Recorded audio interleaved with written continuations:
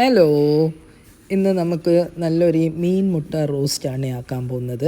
മത്തി മുട്ടയാണ് എനിക്ക് കിട്ടിയിട്ടുള്ളത്. അപ്പോൾ ആദ്യം തന്നെ ഒരു പാന് ചൂടാക്കുക.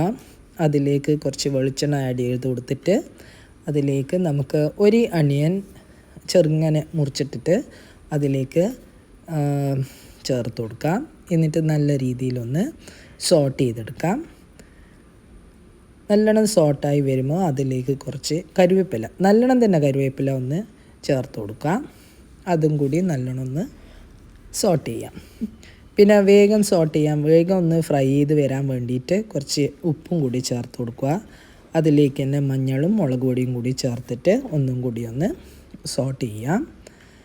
സോട്ട് ചെയ്തതിൻ്റെ ശേഷം ഞാൻ ഈ മീൻ മുട്ട കുറച്ച് ഉപ്പും കുരുമുളക് പൊടിയും കൂടി ചേർത്ത് വെച്ച മീൻ മുട്ടയാണ്, അതും കൂടി ഇതിലേക്ക് ചേർത്തിട്ട് നല്ലോണം ഒന്ന് ഡ്രൈ ആവുന്നവരെ ഒന്ന് ഫ്രൈ ചെയ്തെടുക്കാം. അതിലേക്ക് കുറച്ച് തേങ്ങയും കൂടി ചേർത്തിട്ട് കുറച്ചും കൂടി കറിവേപ്പിലയും ആഡ് ചെയ്തിട്ട് നല്ലോണം തന്നെ ഒന്ന് ഫ്രൈ ചെയ്തെടുക്കാം. നല്ല ബ്രൗൺ നിറത്തിൽ നല്ല ഫ്രൈ ആയി വന്നു കഴിഞ്ഞാൽ നല്ല മീൻ മുട്ട റോസ്റ്റ് റെഡി ആയിട്ടുണ്ട്. ഇതിലേക്ക് പച്ച വെളിച്ചെണ്ണയും കൂടി ചേർത്ത് കഴിഞ്ഞാൽ വളരെ ടേസ്റ്റി ആയിട്ടുള്ള മീൻ മുട്ട റോസ്റ്റ് റെഡിയാണ്. എല്ലാവരും ഒന്ന് ട്രൈ ചെയ്ത് നോക്കുക, കമൻറ്റ് ചെയ്യുക, സബ്സ്ക്രൈബ് ചെയ്യുക, ഷെയർ